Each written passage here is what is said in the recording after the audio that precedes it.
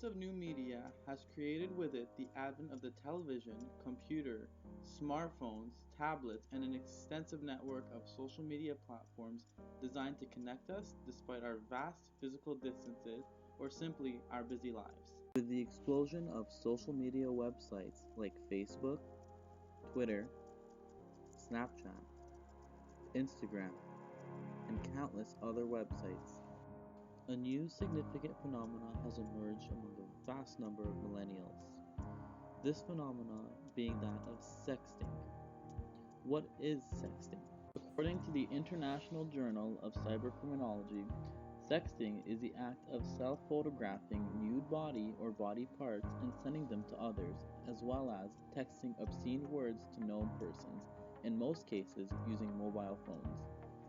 Examples of sexting include sending nude or nearly nude photos or selfies on social media sites like Snapchat, Instagram, Facebook, or through more traditional means like texting. A quick look online reveals the vast differences in thought of the perception and consequences of sexting. The perceptions vary most significantly with age. Adolescents are most likely to partake in and glamorize sexting, while adults and special interest groups created public service announcements to discourage the act of sexting. A study in the Clinical Psychology Review references a survey that found that the prevalence of sending nude photos decreased significantly and in a linear manner across increasingly older age groups from 19 to 24 years to 50 plus years of age. While exploring the world of YouTube, it was not difficult to spot this disconnect. While there were several public service announcements put out by advocacy groups warning against the dangers of sexting, a quick search of the word sexting on YouTube search revealed a vastly different message. The top search results were consistently that of videos promoting sexting as something that is accepted and something that one must learn to be good at. These videos are receiving far more views than the relatively insignificant handful of public service announcements created against sexting. And the people that appear in these videos are significantly younger. Most notably, however, the most popular videos seem to portray young women as the subjects and senders of these sexually explicit messages. Why is this the case?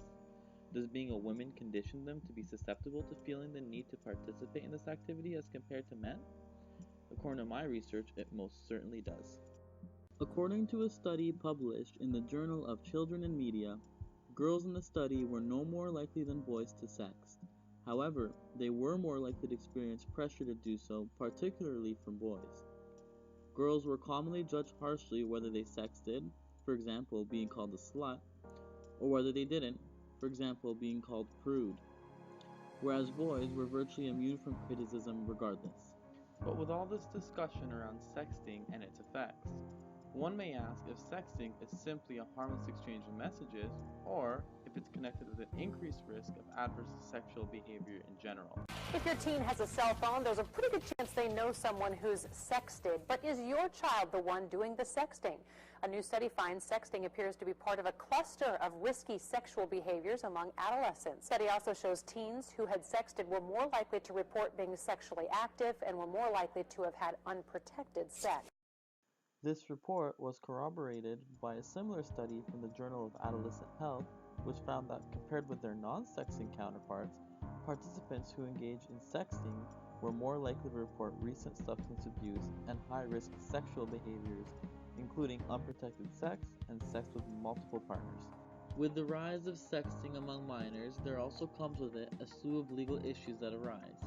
Traditionally, possessing or distributing video involving the sexual exploitation of minors would be considered child pornography.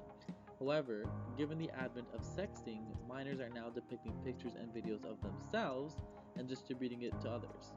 A legal gray zone is created around the issue.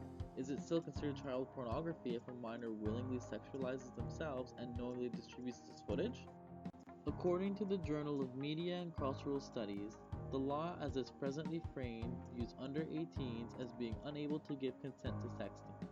The article then goes on to say that this is clearly out of step with the perceptions of young people who already view themselves as having full sexual agency. Nonetheless, This group currently face serious charges for the production and distribution of child pornography if they should take pictures of themselves or others in a consensual context. With all this damning information presented in this short documentary, it is important to put this phenomenon into perspective. According to a study commissioned by the University of New Hampshire, the prevalence of sexting has yet to reach epidemic proportions. The media have tended to skew public perception by favoring studies which have over-exaggerated the prevalence of sexting, while simultaneously ignoring the studies that produce more conservative estimates.